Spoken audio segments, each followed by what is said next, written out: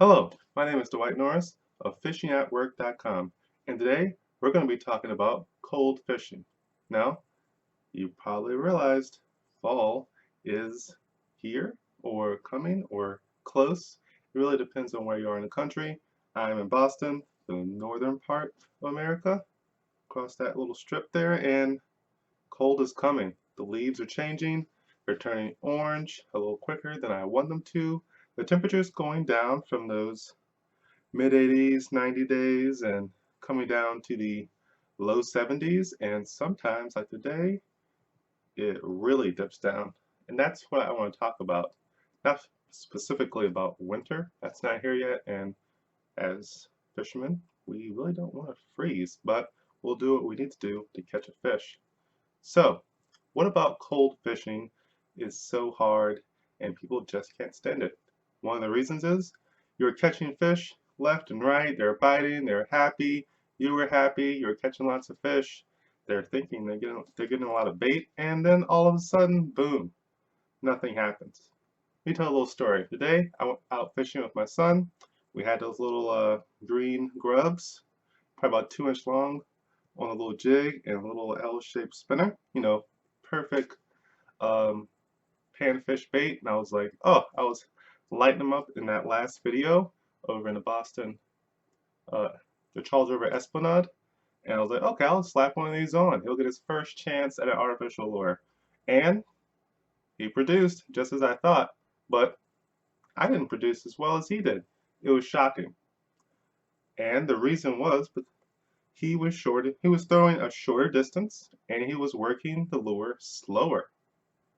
And I was doing what I was doing in the warmer weather. I was casting it long and had a nice long steady retrieve, and I expected them to just light it up, boom, like knock it out of the water like they were. But today it went down to 55 degrees. It was 75 degrees, almost 80, and then within a day and a half it dropped by 20 plus degrees. And I thought, okay, it's a little chilly, but the water's still like a decent temperature. But when I finally caught my first panfish, like next to a log, where I think I did slow it down a little bit because I didn't want to get hung on one of the branches, I got a bite, and it was a nice big bluegill. And then when I touched the water to clean my hands off from the fish goo, I realized the river was pretty cold. I was like, whoa, when did that happen? I was pretty sure it was a little warmer than the last time I stuck my hands in there, like 2 days ago, or was it just a day ago? Can't remember. Actually, no, it was a day ago. The difference between one part of the river and the next part of the river can be completely different. It's astonishing. And it's a simple change in air temperature can actually affect the water temperature as well. So what do you do when you get in this situation? Well, one, you could mimic what my son did, which is an accident since he's just learning to cast and he can go about 10 feet. Straight though, didn't hook anybody else or himself. Perfect. And what happens really during cold fronts, per se, rather than like the seasons changing, is the bass and other fish will just hunker down to cover, specifically bass. Any kind of structure, man-made logs, rocks, big, huge rocks, um, stumps, overhanging trees, and this could be in a shallow area, or it could be slightly deeper, down in 4, 6, 7 feet of water, maybe even deeper than that, depending on where you are. It could be a clear water place, and they might even hunker down to some hydrilla that are starting at almost like 7, 8 feet down and go down to 15 feet, and they'll start hunkering down that hydrilla because of the cold front, because they might believe that fall is starting or fall has already started, and maybe it's time to chop those shallow water areas because it's just going to be a little too cool, which means it's not going to be that great for the forage. They'll have to hunker down. So when you do this, one of the best ways to actually attack them is with a spinnerbait or a crankbait. And the reason for this is you can cover a lot of water, you can entice bites, you can work around the cover, and with crankbaits and spinnerbaits, the big thing that many people have probably forgotten except for the pros is you really don't entice a bite until you actually hit a piece of structure. You hit that branch when you're reeling it, and it gets that little shake. And the fish, like, I'm not sure exactly how they perceive it. Either the fish is like disoriented, or they see the flash of light from the weird movement from the minnow, and they're like, oh, it's an injured minnow, and it's gonna be an easy meal, and they go after it then because they're really lazy when it gets cool. So they want to make sure that they don't have to chase it at 100 miles an hour and waste all their energy, because largemouth bass and pretty much any other fish don't like to use much energy. So in rivers, when you see the currents really moving, where are they going to be? Hiding behind the rocks, going to be in the bends, completely out of the stream of the water, unlike maybe a striped bass. And with crankbaits, it's the same thing. You're going to dig down and you're going to hit more of those deeper areas, somewhere between 5 and maybe 20 feet, possibly, if you have a really big lip. You're going to use that crankbait to cover area just like the spinnerbait, but you're also going to use it to find underwater structure. If you don't have like a hummingbird or some other type of sonar unit, you're going to have to use your own bait to figure out where this man-made or regular structure is underwater. And hopefully that structure isn't something that's going to snap the line off, like it might be some rocks or something that have like mussels or some other kind of crustacean in there. If we're fishing in brackish water like me, that's a possibility. And maybe a fish will grab it and pull you down just a little bit, just enough to get you over that extremely sharp mollusk or whatever type of crustacean that's down there, and there goes your monofilament or braided. It doesn't even matter. Those things are razor sharp. It's like a razor clam. But that's just the way it is with crankbaits. To fish them correctly, you have to actually touch and bounce off the structure. And to do that, you have to realize that you're probably going to lose those baits. So you have to decide how much money can you spend on the thing you love, and how much do you love it?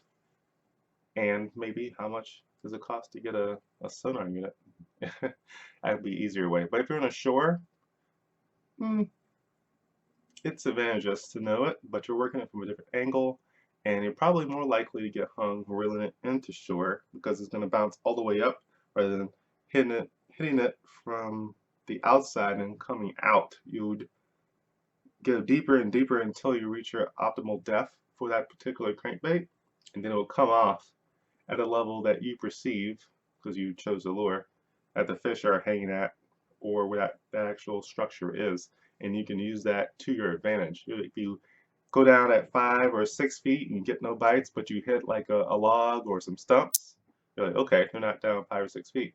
And then you switch to a crankbait that goes down to 10 to 12 feet, and maybe you hit a hydrilla, maybe you hit a different kind of man-made structure, and then you hit it, and then boom, you get a bite. Maybe you get another bite. You're like, okay, something's going on here at this specific depth. Maybe I should find places that look like this, the same kind of drop-offs, the same kind of structure that's at that level, at that depth, and fish other areas of the whatever your body of water is. And that's when a good topographic map helps. You can go to all those different drops that are in your immediate area because you're trying to work fast. And then if you work that depth with the same bait and you find that the same kind of structure is there, you might find yourself hitting schools of bass that are hiding from a cold front. So you've found a great way to really attack those cold water fish. Whether they like it or not, you find them, you work them, you give them the right presentation, and they're going to hit it. But fall fishing and cold fishing aside, when a very like strong cold front comes through, you're just going to get less bites. It's going to be a lot harder. And if the fish are up shallow, up in the weeds, up in the reeds, up in the lily pads, like this, sitting there and not moving, not budging, you're going to have to do, there's really one great technique, and that's called flipping. And you usually flip with a jig with the tail, maybe the one with that has the shaky head, it kind of moves a little bit or bounces with the when you screw on the crayfish or the worm. I would prefer using the crayfish if you can. If you know a crayfish, crawfish, crawdad is in your area, or or in your body of water, those can be fantastic. If those are around, most likely the fish are trying to eat those most of the time, especially when they've gone soft shell, and they're much easier to eat because usually smallmouth bass are usually around them more because smallmouth bass also hang around rocks, and they spend a good amount of time biting off their pincers, and then they eat the crayfish. So they disarm it and then they eat it. So if you can get one of those and really work the area, you might find that if you throw to one side of a I don't know the names, a reed or a bulrush, and you hit one side and you get nothing, and then you go 3 inches and go to the other side of that bush, you might throw it right on his nose, which is where they really want it then. Otherwise, they're not going to bite it, and you might get that strike and catch that fish that you probably didn't think was there. You're like, what? I just threw it 3 inches away from him on the other side of this reed, and you threw it here, and then you threw it here, and he bit. Why didn't he bite it when you threw it here? It doesn't make any sense, but that's how finicky they can get when a cold front comes through. So you have to have this level of patience and persistence, kind of like a pro fisherman, because they know what works. They've done all the testing, they've done all the research, and they know that they'll have to do that. So they prepare themselves to get their jigs set up. They have different colors. They have taste and sense. They have the pork. They have the extended hook on the back. I don't know, I forgot the name of it, but they put the regular skirt, and then maybe a worm, and then the pork rind in the back, and then they try it different ways. They put a little dip on there to maybe a highlighter liquid to give that little yellow tail, yellow or red, to like simulate a crawfish coming at them like this, just to give it a little better visualization and presentation. And they hit those reeds, one left, right, left, right, left, right, left, right down the line, as if 3 to 4 inches matters, because it does. And this is just a part of the beginning of fall fishing. It can be really frustrating sometimes, especially when you're freezing out there and you're like, oh, I finally got some time to go fishing and it's freezing. I don't know how to work these fish. I have a couple hours now. Maybe people are with you and you're like, hey dude, I thought you knew how to fish. And you're like, don't even start with me right now. So make sure you're fully prepared and you know what to do when you come across these situations. And speaking of that, I'm now creating a How to Catch More Bass PDF, which will go in depth over just lots of different things, not just about how and like what to fish with, but techniques, different things you need to deal with the environment, with the pH of the area, with the clarity of the water, with the different type of fish you're fishing for, the different areas, rivers, streams, and the different kind of lures that you're using, and the presentations they work best in, and the situations they work best in, and also a good overview of the anatomy and how a largemouth bass in particular works. How they hear, how they see, how they taste, how they smell, all of it, and how all that pertains to how they react to the technique and the presentation and the environment and all that stuff. And you can see how the pros see fishing, and then maybe you will learn it and you'll soak it in over time with practice and realize that all of this is a process and it's not just a guessing game. There are things that happen for a reason, and there are ways to catch more bass during those situations. So that's what I'm going to try to help you understand and learn so that you catch more bass, and hopefully catch more bass quicker and faster, especially if you're going to be fishing at work, before, during, or after work, whenever you have possible. Using that time management strategy, I have an 10-step process to go fishing at work PDF, which you can also get on the website right now. So that's it for cold fishing information. If you want to know anything else, go to the YouTube website and subscribe just below any of the videos or on the channel. Go to the website, get those two PDFs. One of them is not quite finished yet. Give me about a month.